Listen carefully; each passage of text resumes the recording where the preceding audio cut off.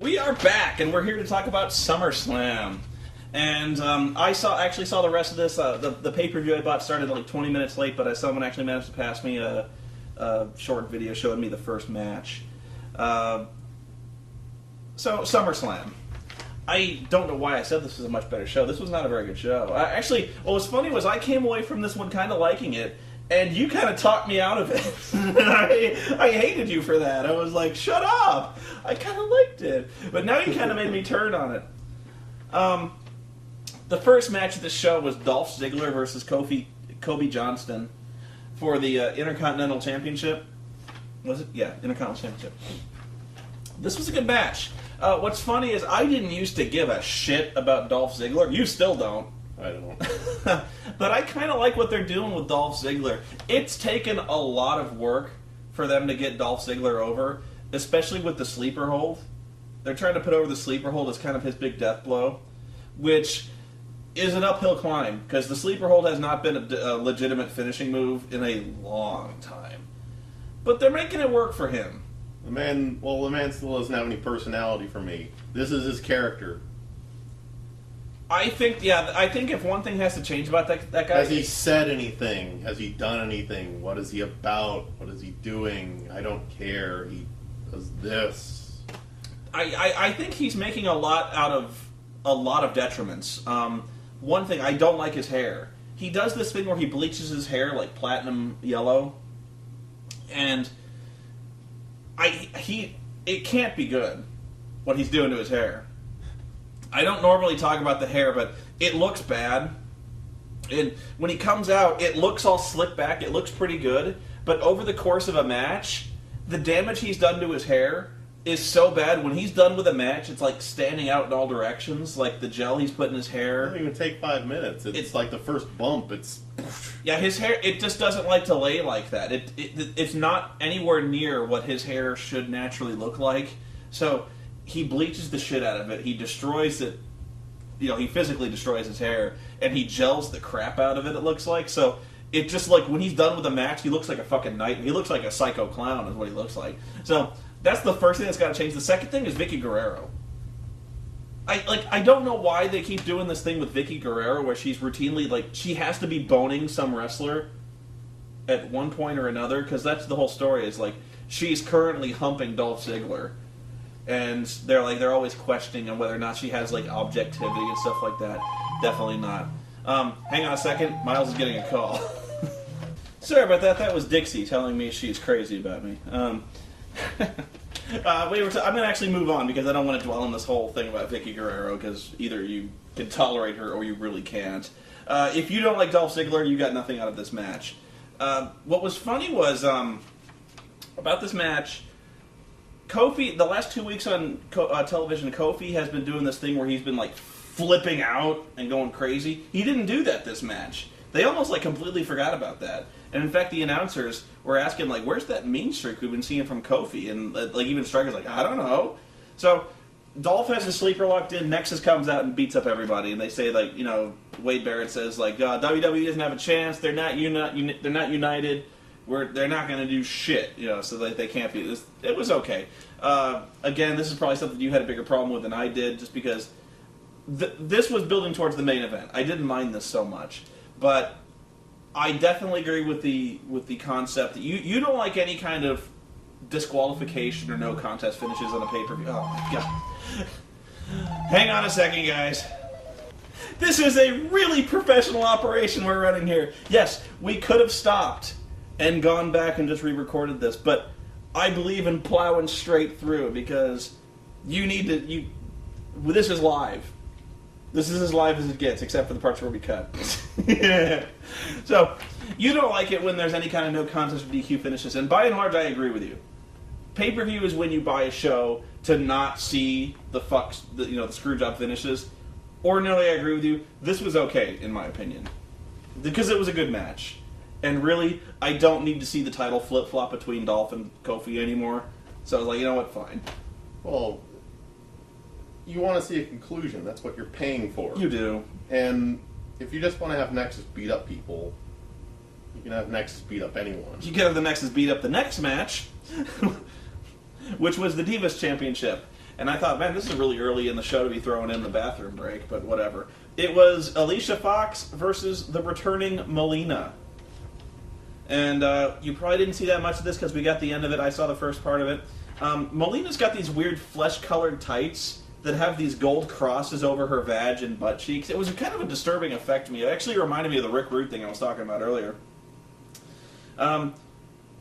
The story of this match that you didn't see at first was Melina comes off the top rope in some kind of move, and she kind of tweaks her knee, because that's how she had to vacate the title in the first place, was she injured her knee. She tore her ACL or something like that, ACL or MCL. So she injured her knee, and so she comes off the rope, and she comes down favoring her knee. Like, she's like, oh, fuck, I fucked my knee up again. And so the referee, pushes Alicia away, like, I need to check on the knee and shit like that. So they fight, and Alicia, for some insane reason, starts to work the arm. I have no idea what the fuck she was thinking. In fact, the announcers don't know what the fuck she's thinking, because the announcers immediately comment, why is she working the arm? It's her knee that's hurt. And Matt Striker, God bless this guy, tried to cover. Let me see if I can predict. See if you can... Okay, go ahead. Why is she working the arm instead of the injured knee? Because you didn't see this, I did. Okay. Because her leg is already injured. If you injure the rest of her body, she can't use that either. You're actually close. You are deep in tune with the ass-headedness of Matt Striker. No. He kind of suggests that at first. Like, he's like, well... It's a cumulative effect. But, you know what it is? I was talking to Alicia, and she vowed to me that she wanted, after this match, there to be no question who the dominant diva is. So, I think Alicia wants there to be no question. She doesn't want it to be said that she took advantage of an injured opponent. She wants to beat Melina fair and square in the middle of this ring. So she's not going to work the injury. She's just going to cause another injury. Yeah. She's like, she doesn't want there to be any excuses. She doesn't want it said that she took advantage of an injured opponent. Why the fuck not? Isn't that what you do? I was like, I had to applaud. I actually sat back and applauded Matt Striker. I was like, you know what? You took this mountain of bullshit. You actually posed... I won't say plausible, but you posed another way to interpret the fact that Alicia is a complete fucking dumbass with horrible ring psychology.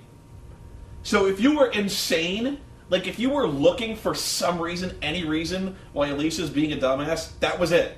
Stryker, on the fly, he came up with this. I couldn't have done that if you paid me. So I was really impressed with Matt Stryker in this match. That wouldn't last. LayCool comes out, says Melina's got cellulite. McCool beats her up, and hits the Orton running knee into the table. Whatever. They recap the CM Punk feud. I really don't buy this feud as I think they want me to, because the whole baldness thing, that's not a big deal anymore. Like, if someone was bald, you wouldn't look at them twice. In the 80s, it probably would have been a much bigger deal if somebody got their head shaved.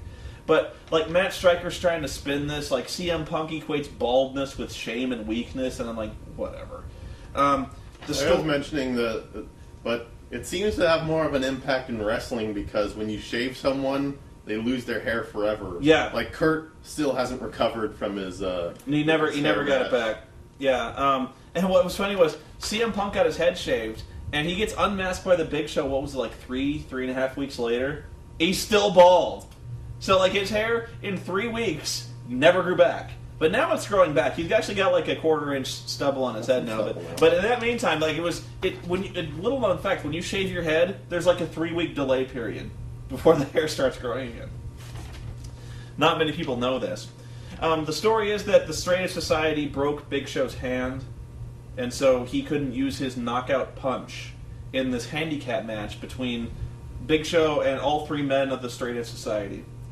You hated this match. I do. I thought this was an okay match, except for one thing.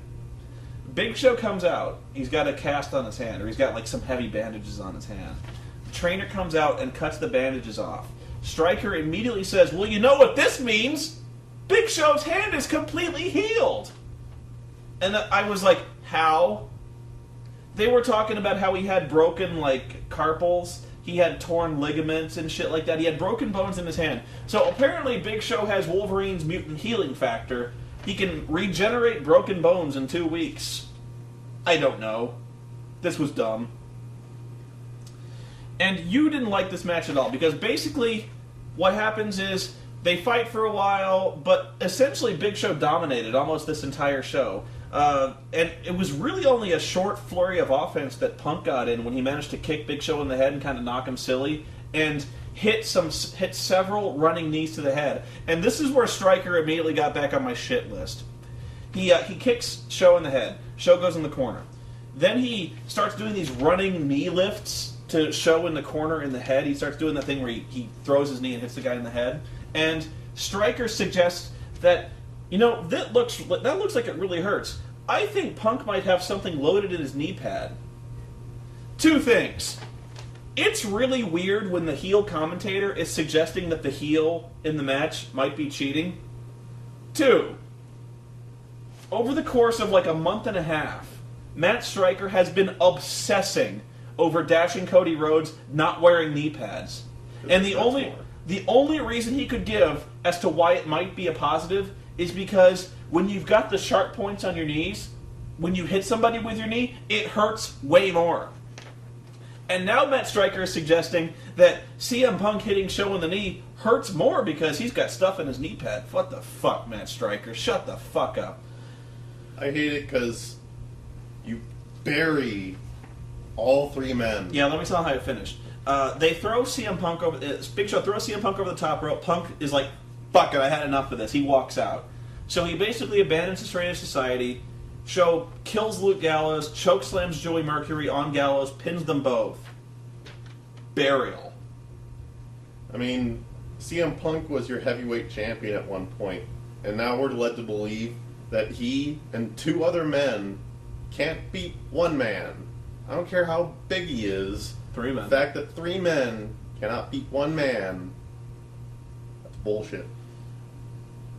And I was kind of arguing with him about this. I don't know how I would have booked this differently, because I wouldn't want to make Big Show look bad coming into this match, and at the same time, I don't know how else I would have done this. Show versus Gallows and Mercury. Just a 2-on-1. You wouldn't have minded if they made 2 guys look bad. If you want to get rid of the Straight Edge Society, then have them beat the Straight Edge Society. Don't have them beat Punk. You are a big fan. I don't mind this. You're a big fan of CM Punk, and you don't want him to look bad. I totally get that, and I agree with you on that score. But again, trade in one of your. I'm not even saying Punk is one of my favorite wrestlers, but I mean trade in someone that you follow, and have them swap out that situation. What would you care if I don't know who you? Oh, I would never want At the same time, though, you say the Straight Edge Society is done. Well, this is just about this is about as decisive as you get when you are ending a faction. Like, when you were saying the Straight Edge Society is basically over, it's over. I probably think the Straight Edge Society is breaking up almost immediately after this, which means, hey, Joey and Luke, you might want to get those future endeavors in order. Just a little suggestion. Because this was, Punk was kind of drawing a line. He's like, if you don't make me happy, then nobody's going to be happy, and this is going to be over for us. So, yeah. Kane's talking to an empty casket, and he starts... You know what's really dumb about these scenes where Kane is talking?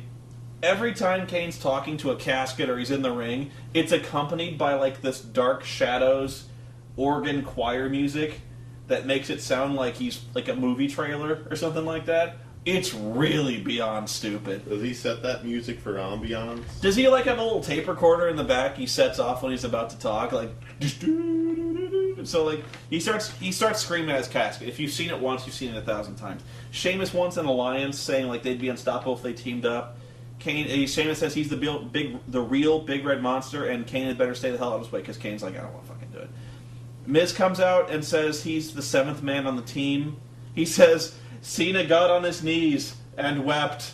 Cena said that Miz was the only wrestler alive who could see him. I love The Miz. He said that Bret Hart said The Miz was the best there is, the best there was, and the best there ever would be. He said that Morrison said he was the Jannetty of the team. Edge gave him a box of Slim Jims. I love the Miz. When Miz said he was the 7th man in Team WWE, Cole completely shot his load. Oh! He was literally, like, they cut to the announce booth, he was literally bouncing up and down. He was like, the Miz is on Team WWE! The Miz is on Team WWE! He's a savior! Yeah, it's like, he's gonna save us! He's gonna save us! And Matt Stryker, very subtly passes him a bottle of water. And Cole's like, yeah. I was like, this is awesome. These guys are actually kind of finding their groove right now, because I love heel Cole. Cole is very slowly and subtly going heel. This is genius. That's why I like this show. It's because Cole was a fucking animal on this show. It was awesome. So they had Randy Orton versus Sheamus. Again, you hated this. This was a really good match. It was a good match. Until the end. There was a weird spot where Randy Orton goes for the RKO. Sheamus counters it, but it still looks like it's hard to explain. I know it was supposed to be. Randy's supposed to go for the RKO. He goes for the RKO. And Sheamus is supposed to shove him off. Yeah, and that's the counter. But he doesn't do it. He shoves him off, but he takes the RKO anyway. Like, he falls like he's just taking the RKO. And even the announcers, like, what? Two-thirds of them go, oh my god, Randy hit him with the RKO. Yeah, the entire announce team goes like, RKO! And then Sheamus like gets right up and then goes for a pin cover, and they're like, wait, what? And I was like, yeah, what? If you think that confused the announce team, I'm sure it confused the shit out of the live crowd. Because to them, Sheamus took the RKO and just got right the fuck back up, and they're like, what, huh? He's a beast! So, what the story was for this pay-per-view, this is what they were trying to do, was that Sheamus hit Randy with everything. He hit him with the Brogue Kick, he didn't hit him with the power bomb, but he hit him with like everything he had, and he couldn't beat Randy Orton. So Sheamus, he has to go outside, he gets the chair, he brings the chair into the ring, and the referee is like, no, you put the chair down, no! And so Sheamus, he's like, I'm gonna use the fucking chair, fella. And so like he throws Jack Doan out of the ring, which was actually a really good bump that Jack Doan Jack Doan sold that like a champ. So Sheamus is gonna use the chair, he throws the referee goes outside, and one of the SummerSlam main events is Jack Doan throwing out the match in disqualification. I know you hate that. I hate that too. Yep. Whenever there's a world title match on a pay-per-view that ends in a disqualification, you're really robbing the audience. I know what kind of story they're trying to tell here, that Sheamus can't beat Randy Orton. Like, Randy Orton's the one guy who, you could throw everything in the kitchen sink at Randy and he can't beat him. I get that, but not a good choice for your pay-per-view. I really like this match, except for the ending. This was a I'd almost say, like, if you were going to star rank it like 3 stars, I'd probably go that high. That was a good match. For me it was. Sheamus still has the chair. He's going to beat Randy with it. Randy ducks the chair, hits a low blow, takes Sheamus out, and RKOs the shit out of him on the announce table. Reinforced announce table, by the way. It must be the Spanish announce table reinforced all the tables at ringside. The big question about this was Sheamus was killed. Where the hell was The Miz? In fact, the crowd was asking where the hell was The Miz, because you could hear them chanting, "We want Miz." When every week prior to that, Miz comes out and tries to get the Money in the Bank ladder match. Exactly. They've demonstrated that every week Miz is watching a monitor waiting for this exact thing to happen. I guess he was just preparing for the money for the Nexus match. Rey Mysterio versus Kane. Again, Stryker said something stupid here. When asked who he picks to win this match, he said the world title has been defended at SummerSlam 7 times. And the champion retained 4 of those times. So who's he going to pick to win? Well, he's going to play the percentages. What fucking percentages? That's about as even as you get. 4 out of 7, that's barely above 50. That's not really a strong percentage. Like, if he'd have said, oh, world title was defended 8 times at SummerSlam, champion retained out of 7. I'm playing percentages. It's not like saying the winner of Money in the Bank is 100% guaranteed to, or not guaranteed, but 100% wins the title every. Yeah, winner of the Royal Rumble usually wins WrestleMania or something like that. If you'd have said that, like if you came up with some kind of statistic, that's fine. But like 4 out of 7, that's not conclusive. And besides that, I always hate when they throw percentages to determine who's going to win a wrestling match. Like, especially when they go, like, a Fatal 4-Way. Like, every guy has a 25% chance. At Fatal 4-Way, the pay-per-view, they said that, like, 3 zillion times. Was like, the champion has a 25% chance of retaining. Seriously, why don't we just play the Scott Steiner math promo, where you got a 33 1/3% chance of winning, but Kurt Angle's not even going to try, so you take his 50% chance, so you got a negative... That was the most brilliant promo I've ever seen in my life. You are, again, very bitter about Kane matches. This was another really good match. And again, I find Kane wrestles the exact same match every time he wrestles. He wrestled a good match here. I thought this was good. He beat Ray clean. He basically... I really like when they make Kane a monster. I didn't like Kane when he was the guy that the challenger had to beat to get to the champion. Like, Kane was the scary guy that... He was scary, but you could beat him. You know what I mean? So, like, if you had a world title match, you beat Kane, and that proved you were worthy of taking on the champion. Now that Kane's the champion, he is like a killer now. I like the fact that Kane is kind of a destroyer now who doesn't sell shit. Like, he's the big red monster again. I kind of like that. I've never liked Kane. I know. Never. There's been no match where I can remember Kane as being really good. He does the same match every single time. Only sometimes they make him a monster, sometimes they don't. He doesn't have personality, which is why for the longest time he was in a mask speaking through a emphysema microphone. Yeah. Now they got him speaking hammy lines over... Yeah, his promos, they got to cut the music out of those promos. But the real big feature out of this one was Undertaker. Kane brought a casket out to the ring. He's going to throw Ray in the casket. He opens the casket, it's Taker's in the casket. Taker sits up, and he grabs Ray by the neck. He's like, "Why'd you do it, Ray? Why'd you do it?" And Ray's like, "I didn't do shit." And oh, by the way, Kane did this awesome thing where he chokeslammed Ray like 3 times and tombstoned him. That's what I mean is he really needed to kill Ray in this match.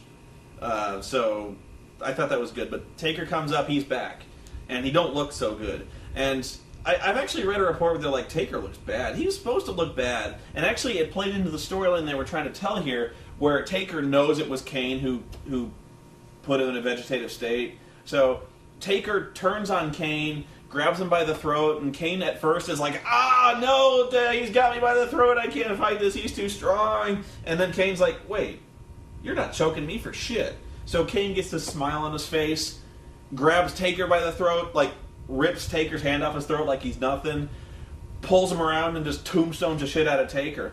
That was actually kind of an unconventional way to tell that story where, you were kind of expecting Taker to make this big dead man comeback and just fucking kill Kane, and Kane's running scared, and you're building this program where Taker's on this quest for unholy vengeance and Kane's running scared, he can't do shit. No, Kane, Taker's been in a vegetative state for months now. He's weak. He's getting back his power. According to the storyline they're telling here, Undertaker's powers are, weak. He can't fight. And Kane, all of a sudden, is this dominant dude who's far stronger now than the Undertaker can be. Because, being knocked out and put in a vegetative state has cost Taker a lot. And the question is, will Taker be able to reclaim his power? I actually think we might see the return of the urn. The urn comes back and gives Taker power or something like that. I don't know. But yeah, Taker was supposed to look kind of bad because he was all coughing, he was still sick, and he was all pale. I think a lot of it was makeup. But actually Taker looks to me he's been working out quite a lot. He's big. He's actually gained some weight, and the good kind of weight. Looks to me like he's pretty strong now. Big match. Nexus versus WWE. I'm actually not going to talk about this match that long, except for Michael Cole. Cena has the entire team come out except for the Miz. Miz comes out and he says, "Wait a minute, Miz. We couldn't wait for a last-minute decision, so I'm sorry, we contacted somebody because we couldn't wait for you." And the 7th guy is Daniel Bryan. First off, called it. Second of all, Cole was hilarious in this match. Cole, when Miz comes out, Cole was like, all right, the Miz is going to save us. He's the perfect 7th guy. Nexus is fucked. And so Cole's, Cena's like, wait. It's Daniel Bryan. Cole lost his shit. Damn it. He was like, what? What? No! God damn it! And like Cole was like, the fuck is this? The fuck? This guy? This guy? Daniel? You might as well put my mom in wrestling shoes. Yeah, he's like, fucking Stryker, you should be the guy in there. Fuck, Stryker, go beat up Daniel Bryan. You can take him. And like Stryker's like, Daniel Bryan's a good wrestler. And Cole's like, fuck you. And he's like, we're gonna fucking lose now because of fucking Daniel Bryan. He didn't curse this much, but this was like, he wanted to curse. Like, he's like, fucking Daniel. Fuck. And so Daniel Bryan starts the match, and he starts off with Darren Young. And Daniel Bryan fucking immediately stretches Darren Young with like an omoplata crossface. And Darren Young taps like a bitch. And Cole's like, fucking lucky, that fucking guy. And so like, Bryan tags out and he's like, good, fucking you better tag out, you're gonna get killed, you fucking loser. And so like, I just loved it, and so the entire match, no matter what was going on, Cole was like, whenever WWE was behind, he was like, oh Jesus, oh Christ, we're behind, and the only guy we got is like Daniel fucking Bryan. Did you see this guy on NXT? He sucked. We're gonna lose. And they're like, Cole and Stryker and King were like, what are you talking about? He just beat Darren Young. He made him look like a total bitch. And he's like, oh fuck you. We're so hosed. And he's like, I'm not blaming fucking Daniel Bryan. You know what? I'm blaming Cena, because Cena's a fucking idiot. Cena could have had the Miz. Because he's the Miz. And he's awesome. It's like, seriously, I love Michael Cole right now. I really do. Because he was like, and so, basically what happens is, the Nexus starts to get the real advantage, and all that's left is, like, Jericho and Edge get eliminated because they're idiots. And so, they're mad, and they beat up John Cena on the outside. And the only guys that are left are John Cena, who's out, and Daniel Bryan, who's still on the apron. And Cole's like, oh no. Oh God. Oh no. So Daniel Bryan gets in, and he completely stretches Heath Slater with Crippler Crossface. Like, he makes Heath Slater tap out. And Cole is still, he's like, oh God. Oh God. He's still, like, he got lucky again, but it's like 2-on-2, and Cena's down. We're so hosed. And King's like, what are you talking about? He just beat this guy too. He's like, shut up. We could have had the Miz. The Miz. Then Miz comes out. Then Miz comes out immediately after this. And go ahead. Hits Daniel in the back of the briefcase so that Daniel gets eliminated. Daniel gets pinned, and Cole's like, you see? You see? And Cole blames it on Bryan. He's like, he blames Bryan. He's like, if it wasn't for fucking Daniel Bryan, this wouldn't have happened. If we'd have had the Miz. He's like, and everyone's like, what are you talking about? Miz beat up Daniel Bryan. And he's like, aha. He's like, but if you hadn't pissed the Miz off, then we wouldn't be in this situation. You see? It's because of fucking Daniel Bryan. He made the Miz mad. And so, it's 2-on-1, Wade Barrett and Justin Gabriel against John Cena, who's out. So they start to beat the shit out of Cena. And Cena's down, and they pull the mats up back on the outside, they revealing the concrete. Wade Barrett DDTs Cena on the concrete, throw him back in the ring. Justin Gabriel goes for the 450, and immediately John Cena no-sells a DDT on concrete. He gets up like it hadn't happened. A DDT on concrete should be the excuse a guy has for ending his career. Like, I saw Jamie Noble take a less worse beating than that, and that ended his career. John Cena gets DDT'd on a concrete floor. He's fine. energized by the new merch. In fact, he's not only fine, he's fired up. It didn't even hurt him, it just pissed him off. And so we have a theory that whenever John Cena gets new merchandise, he's re-energized because he's basically like the avatar of merchandise. He grows power by wearing more merch.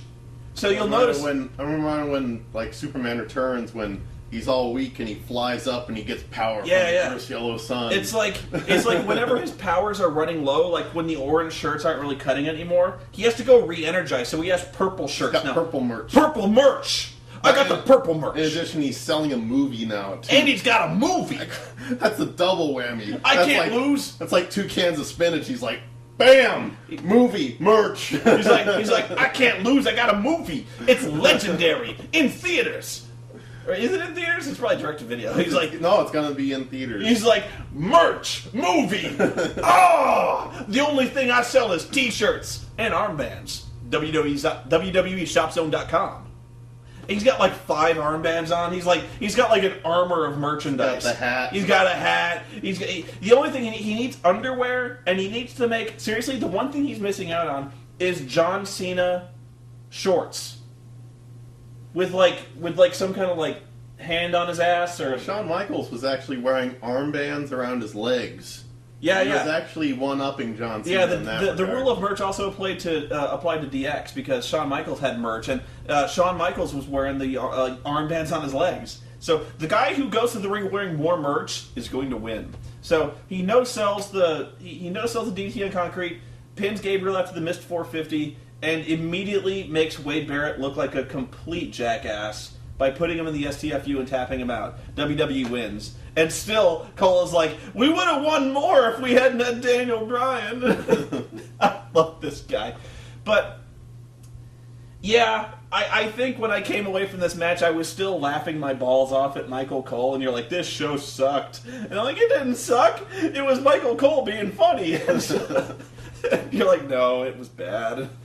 It was okay. It was, I mean, It was good. I mean, the matches themselves were good. I just didn't like where they went with the angles and what they did at the end of them. Yeah. But the matches themselves were all right. I'm spent. I had a lot of fun.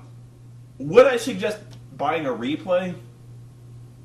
If seriously, it has to do with whether or not you're interested in the Nexus feud. If you're not interested in the Nexus feud, this means nothing to you. If you want to see Daniel Bryan, honestly, this was not a good showcase of Daniel Bryan's wrestling skill. He was in the match for about 2 minutes. About the same amount of time as Bret Hart. Now, he did fucking kill guys when he was in the ring. Like, he just immediately stretched Darren Young and Heath Slater. Like, if you want to see unstoppable Daniel Bryan, fine. Although I remember, I think you actually picked out a spot where King actually called him Bryan Danielson. You did. Which I thought was funny. Anyway, we're going to wrap it up because we are running really long on time here. So until next time, I'm Noah, this is Miles. We're here to talk about wrestling.